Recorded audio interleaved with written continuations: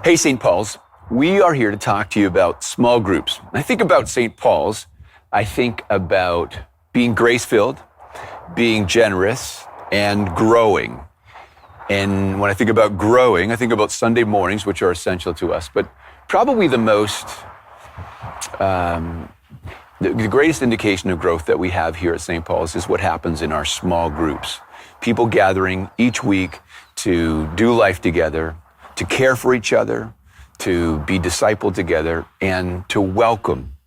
And so we're at that stage of the year, it's May, and we know that you're thinking about small groups for September. What's going to happen then? And we really want for you to grow and split and look to add new leaders and new groups and offer a place for new people to land. That's our hope. This is us coming out of a sermon series from the book of Romans, which was titled Included. And the crazy thing that the church was doing at that point in history was Jews and Gentiles were coming together to become the most unlikely friends. And they were like, well, I don't know if I can have them into my house. And then boom, the world actually was transformed by the open doors that in this case, the Jews kicked open to the Gentiles, and the Gentiles returned the favor. So we are hoping that we won't just be talking about being an including church, but we will become that. And it actually becomes our nature, our character, who we are.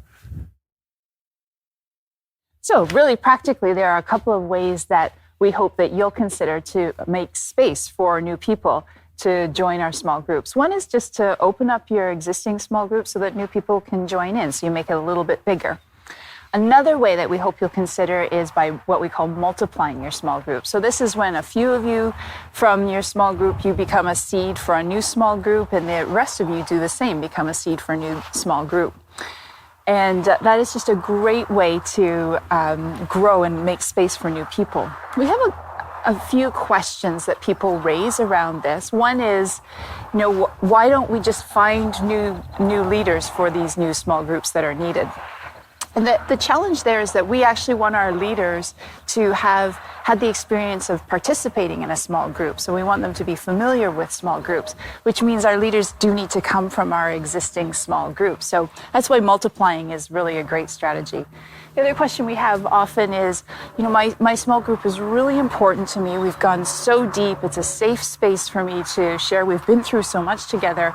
It's kind of scary to multiply and to change those relationships. And for sure it is. And yet I think that's what we're being called into as a church. I would encourage you, it's been my experience that you do need those spiritual friendships. You do need those deep relationships, and you can continue to invest in those outside of a small group. But we hope that you'll consider making your small group a place that will welcome new people in, because we want everyone who's connected with St. Paul's to be able to join a small group so that they can be discipled, but also so that they can experience the care that these groups can offer one another. So looking ahead to the fall, we're hoping that most of our small groups will restart again by October. So by September, we're going to be gathering leaders again to talk through what this looks like. If you're considering starting a small group, if you're looking at ways to multiply, please reach out to us. We'd love to support you and talk you through that. Brilliant. The Bible often speaks about God's heart in including the stranger. I was thinking about this. This is maybe a bad illustration, but when the people walked into the promised land, the first place that they captured was Jericho. And God in his kindness included a woman named Rahab, who became part of the people of God at that point. And it must have been, she was the only one from Jericho. She was a Canaanite. But God had said, this is good. I wonder which small group got Rahab. I wonder who said, hey, you'll come to our place. You'll be part of this with us. And so as your small group is thinking about this, I would love for you to ask yourselves, would we be the small group that would welcome Rahab into our small group? We heard yesterday, we were listening to some guy talk about Martin Luther King Jr.